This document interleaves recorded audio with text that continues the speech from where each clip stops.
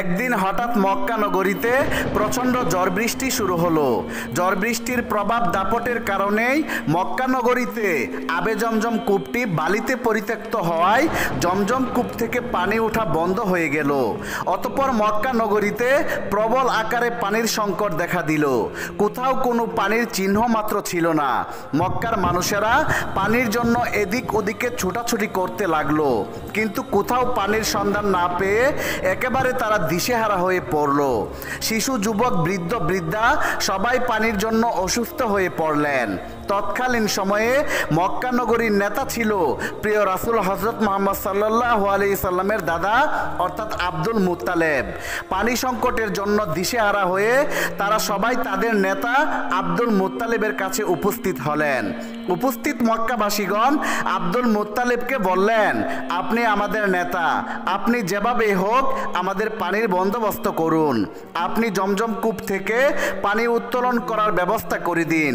আমাদের মনে হয় আপনি ছাড়া আর কেউ জমজম কূপ থেকে পানি উত্তোলন করার ব্যবস্থা করতে পারবে না। আমরা যদি জমজম কূপ থেকে পানি না পাই তাহলে সবাই অসুস্থ হয়ে মারা যাব। এই কথা শুনে আব্দুল মুত্তালেব ভীষণ চিন্তিত হয়ে পড়লেন। তিনি ভাবতে লাগলেন কিভাবে জমজম কূপ থেকে পানি উত্তোলন করার ব্যবস্থা করা যায়। তিনি অনেক চিন্তা করলেন, কিন্তু কোনো আশার আলো দেখতে পেলেন না। তখন তিনি মহান আল্লাহ তাআলার দরবারে দু হাত তুলে দোয়া করলেন এবং বিভিন্ন ধরনের মান্নত করলেন, কিন্তু কোনো দোয়া ও মান্নত আল্লাহর দরবারে কবুল হলো না। শেষ পর্যন্ত আব্দুল মুত্তালেব দিশেহারা হয়ে মহান আল্লাহ তাআলার দরবারে দোয়া করে বললেন, হে আল্লাহ, আপনি জমজম কূপ থেকে পানি উত্তোলন করার ব্যবস্থা করে দিন।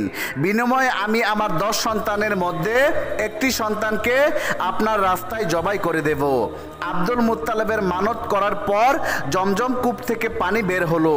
10 সন্তান থেকে একটি সন্তান জবাই করে দেবে। অতঃপর আব্দুল মুত্তালেব মানত করার সাথে সাথেই আল্লাহ তাআলা তার দোয়া কবুল করে ফেললেন এবং তার সাথে সাথেই জমজম কূপ থেকে প্রচুর পরিমাণে পানি বের হতে শুরু করলো। জমজম কূপ থেকে পানি বের হতে দেখে মক্কাবাসীগণ অবাক হয়ে গেলেন এবং তারা আনন্দে আত্মহারা হয়ে পড়লেন। অতঃপর জমজম কূপ থেকে পানি বের হওয়ার পর সবাই সুখে শান্তিতে বসবাস শুরু করলো। এই ঘটনার পর আব্দুল মুত্তালেব তার মান্নত করার কথা ভুলে গেলেন। একদিন রাতে আব্দুল মুত্তালেব তার নিজ গৃহে ঘুমাচ্ছিলেন। তখন তিনি স্বপ্ন দেখলেন মহান আল্লাহ তাআলা আব্দুল মুত্তালিবকে বলছেন, হে আব্দুল মুত্তালিব, তুমি কি ভুলে গেছো কি মান্নত করেছিলে? তুমি মান্নত করেছিলে জমজম কূপ থেকে পানি বের হলে তোমার 10 সন্তানের মধ্য হতে একটি সন্তানকে আল্লাহর রাস্তায় কুরবানি করবে। তুমি তোমার মান্নত পূরণ করো। অতঃপর এই স্বপ্ন দেখার পর আব্দুল মুত্তালিব ঘুম থেকে জাগ্রত হলেন এবং উঠে বসে পড়লেন। তারপর তিনি বসে বসে চিন্তা করতে লাগলেন, সত্যিই তো আমি মান্নত করেছিলাম যে জমজম কূপ থেকে পানি বের হলে আমি আমার 10 সন্তানের মধ্য থেকে একটি সন্তানকে জবাই করে দেব, কিন্তু আমি আমার মান্নতের কথা ভুলেই গিয়েছিলাম। আব্দুল মুত্তালেব তার স্বপ্নের কথা কারো সাথে প্রকাশ করলেন না। পরের দিন রাতের বেলা তিনি যখন আবার ঘুমোতে গেলেন, আবারও স্বপ্নে দেখলেন মহান আল্লাহ তাআলা তাকে বলছেন, হে আব্দুল মুত্তালেব, তুমি কি ভুলে গেছো কি মান্নত করেছিলে? অতএব তুমি তোমার মান্নত পূরণ করো। এবারও তিনি এই স্বপ্নের কথা কারো সাথে প্রকাশ করলেন না। পরদিন আবারও যখন তিনি ঘুমাচ্ছিলেন তখন একই স্বপ্ন দেখলেন। মহান আল্লাহ তাআলা তাকে বলছেন, হে আব্দুল মুত্তালেব, তুমি যে মান্নত করেছিলে তুমি কি সেটা ভুলে গেছো?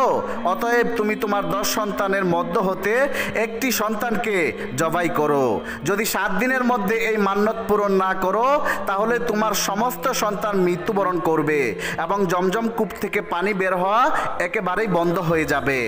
অতঃপর আব্দুল মুত্তালেব এই স্বপ্ন দেখার পর ভয়ে কাঁপতে লাগলেন। তিনি চিন্তা করতে লাগলেন কি করবেন, কিছুই বুঝতে পারছেন না, কারণ তার 10 সন্তানের মধ্য থেকে কাকে তিনি জবাই করবেন এটা বুঝতেই পারছিলেন না। পরের দিন সকালবেলা আব্দুল মুত্তালেব তাওরাত পণ্ডিতদের ডাকলেন। তাওরাত পণ্ডিতরা আব্দুল মুত্তালিবের কাছে আসলেন। তখন আব্দুল মুত্তালিব ভীষণ চিন্তিত এবং পেরেশানি অবস্থায় তাওরাত পণ্ডিতদেরকে সমস্ত ঘটনা খুলে বললেন। তিনি তাদেরকে বললেন, হে পণ্ডিতগণ, আমি মহান আল্লাহ রব্বুল আলামিনের দরবারে মান্যত করেছিলাম, জমজম কূপ থেকে পানি বের হলে আমি আমার 10 সন্তানের মধ্য থেকে একটি সন্তানকে আল্লাহর রাস্তায় জবাই করব। আমার মান্যত মহান আল্লাহ তাআলা কবুল করে নিয়েছিলেন। জমজম কূপ থেকে আবারও পানি বের হয়েছিল, কিন্তু তারপর আমি আমার সেই মান্যতের কথা একেবারেই ভুলে গিয়েছিলাম। গত 3 দিন পর্যন্ত মহান আল্লাহ তাআলা আমাকে স্বপ্ন দেখিয়েছেন, হে আব্দুল মুত্তালেব, তোমার মান্যত তুমি পূরণ করো। যদি মান্যত পূরণ না করো তাহলে তোমার সবগুলা সন্তান মৃত্যুবরণ করবে। আমি যদি আমার মান্যত পূরণ না করি তাহলে তো আমার সবগুলা সন্তান আল্লাহ রব্বুল আলামিন দুনিয়া থেকে নিয়ে যাবে এবং জমজম কূপ থেকে পুনরায় পানি বের হওয়া বন্ধ হয়ে যাবে। এবার আপনারা বলুন, এখন আমি কি করতে পারি?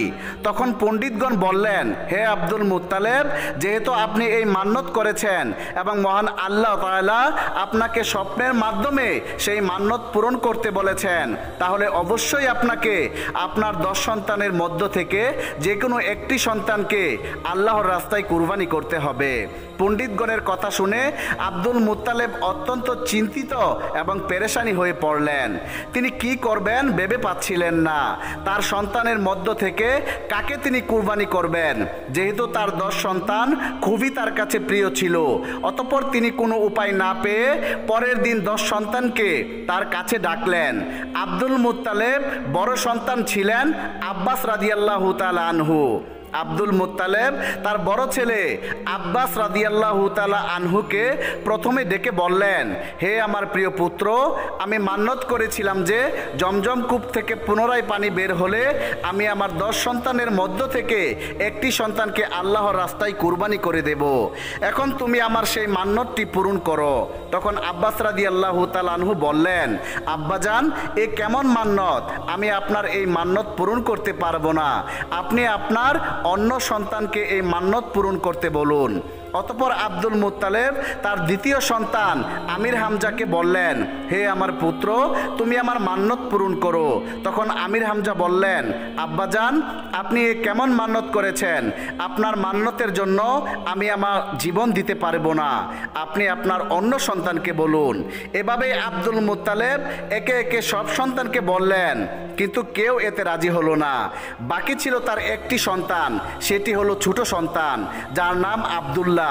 আব্দুল্লাহ মুত্তালিবের 10টি সন্তানের মধ্যে আব্দুল্লাহ ছিল সবচেয়ে ছোট এবং আব্দুল্লাহ মুত্তালিবের সবচেয়ে প্রিয় সন্তান ছিল। আব্দুল মুত্তালেব আব্দুল্লাহকে অনেক স্নেহ করত এবং অধিক ভালোবাসত।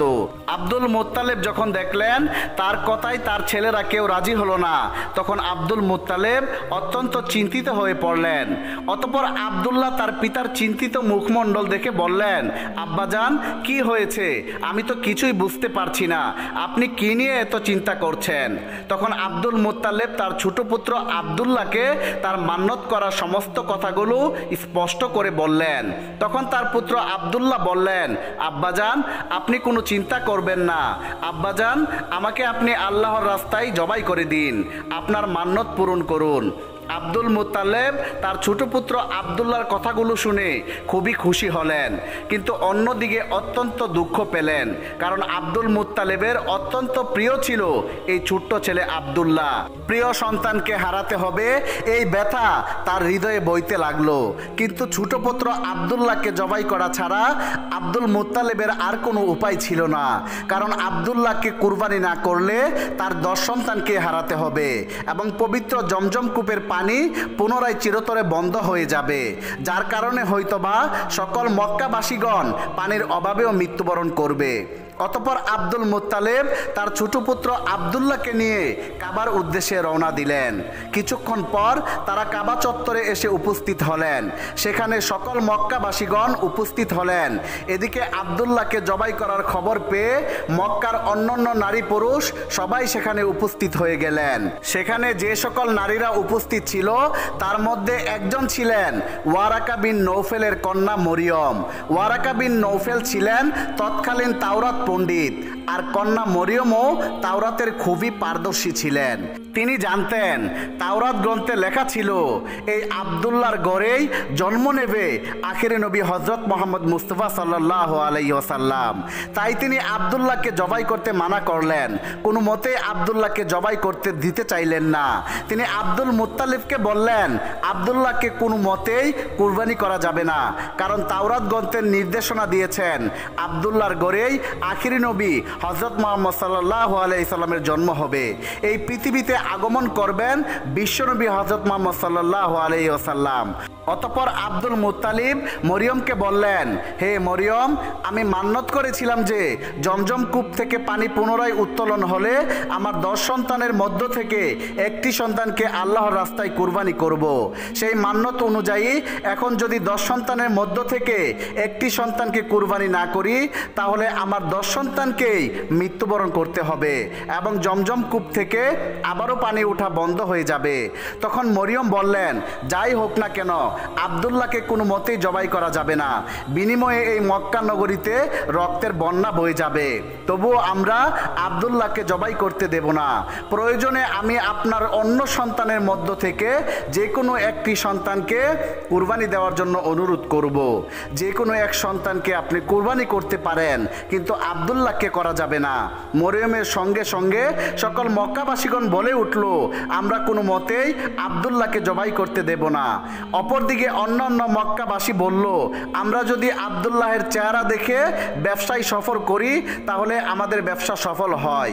হে আব্দুল মুত্তালিব, আপনার ছোট পুত্র আব্দুল্লাহকে আমরা কোনো মতেই জবাই করতে দেব না। অতঃপর আব্দুল মুত্তালিব কোনো উপায় দেখতে না পেয়ে শেষ পর্যন্ত তাওরাত পণ্ডিতদের কাছে গেলেন এবং সমস্ত ঘটনাগুলো আবার খুলে বললেন তাদের কাছে। তখন তাওরাত পণ্ডিতগণ তার প্রশ্ন শুনে বললেন, আপনি এখন গিয়ে লটারি ব্যবস্থা করুন এবং এই লটারিতে উটের নাম লিখে দিবেন এবং আপনার ছোট পুত্র আব্দুল্লাহর নামও লেখা থাকবে। এই লটারিতে যার নাম উঠবে তাকেই আপনি আল্লাহর রাস্তায় কুরবানি করে দিবেন।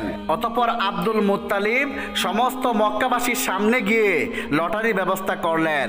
সেখানে উটের নাম লেখা হলো এবং আব্দুল্লাহর নামও লেখা হলো এবং দুটি কাগজ তারা একটি পাত্রের ভিতর দিয়ে দিল। যখন পাত্রের ভিতর থেকে কাগজটি তুলল তখন দেখা গেল আব্দুল্লাহর নাম উঠল। এদিকে মক্কাবাসী কোন মতেই আব্দুল্লাহকে জবাই করতে দেবে না। আবারও লটারি করা হলো এবং কাগজ তুলে দেখলো এবারও আব্দুল্লাহর নাম উঠলো। এভাবে লটারি করতে করতে 99 বার এই পাত্র থেকে লটারির মাধ্যমে কাগজটি তোলা হলো, কিন্তু প্রতিবারই আব্দুল্লাহর নাম উঠলো। অতঃপর আব্দুল মুত্তালিব বললেন, আর কোনো উপায় নেই, এবার আমার প্রিয় আব্দুল্লাহকে আল্লাহর রাস্তায় কুরবানি করতেই হবে। যেহেতু আমি মান্যত করেছিলাম তাই মান্যত পূরণ করতে হবে। আমাকে শেষ পর্যন্ত আমার পুত্র আব্দুল্লাহকে জবাই করতেই হবে। অতঃপর তাওরাত পণ্ডিতের কন্যা মরিয়ম বললেন, না, আব্দুল্লাহকে আমরা কিছুতেই জবাই করতে দেব না। আপনি আবারও নতুন করে লটারির ব্যবস্থা করুন। যতক্ষণ পর্যন্ত উটের নাম না উঠবে ততক্ষণ পর্যন্ত আপনি লটারি চালিয়ে যাবেন। আবার লটারির ব্যবস্থা করা হলো।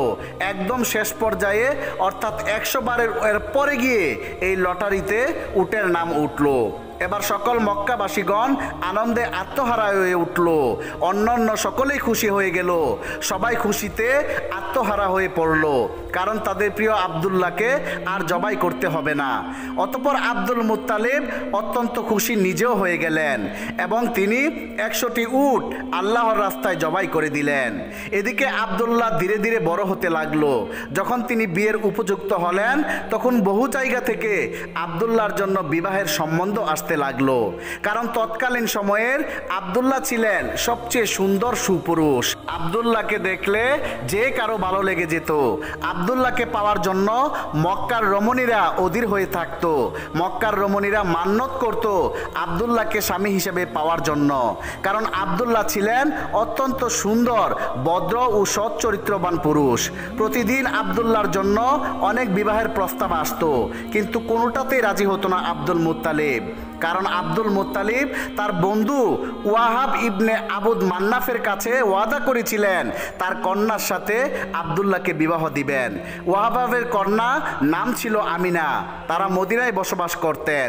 অতঃপর কিছুদিন পর আব্দুল মুত্তালিব তার ছোট পুত্র আব্দুল্লাহকে নিয়ে মদিনার উদ্দেশ্যে রওনা দিলেন।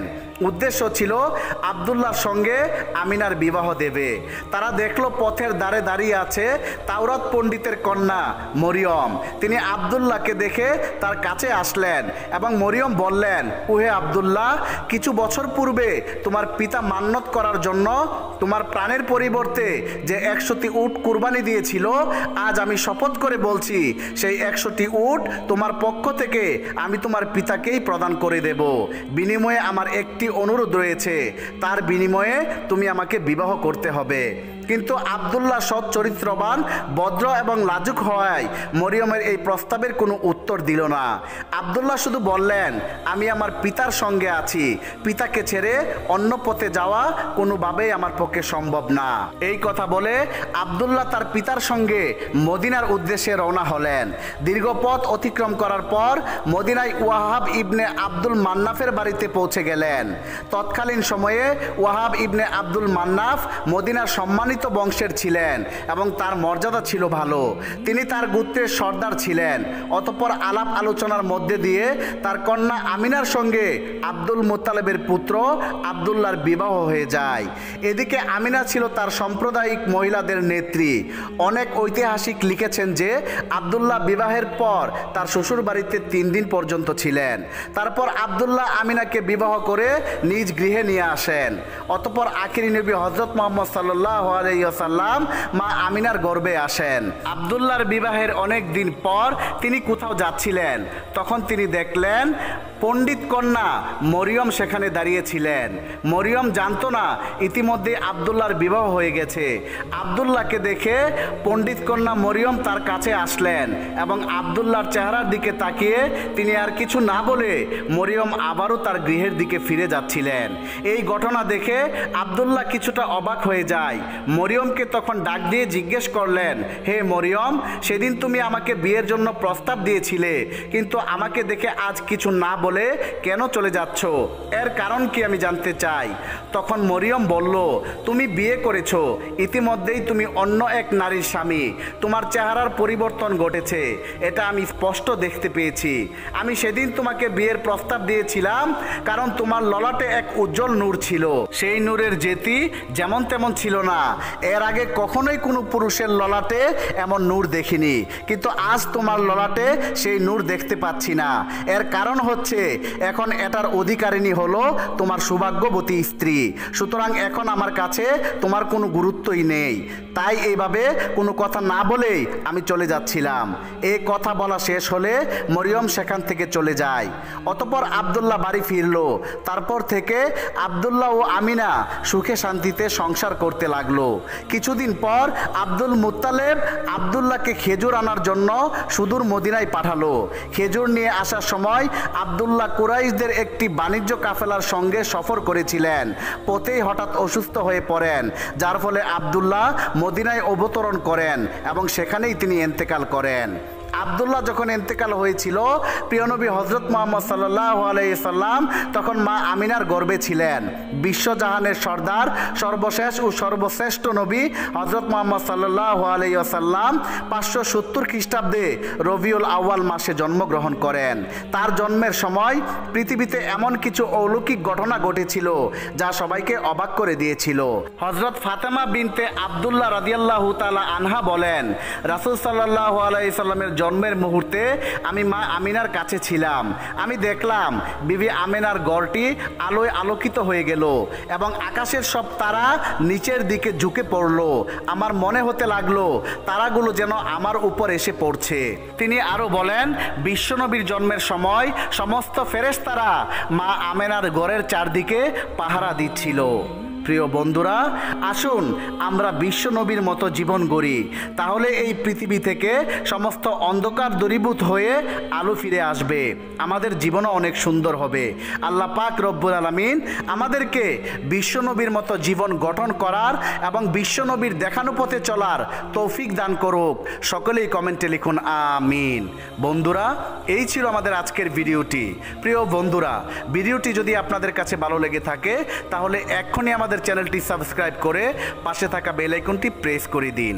তাহলে দেখা হবে আবার নতুন কোনো ভিডিওতে। সেই পর্যন্ত সবাই ভালো থাকুন, সুস্থ থাকুন। আল্লাহ হাফেজ।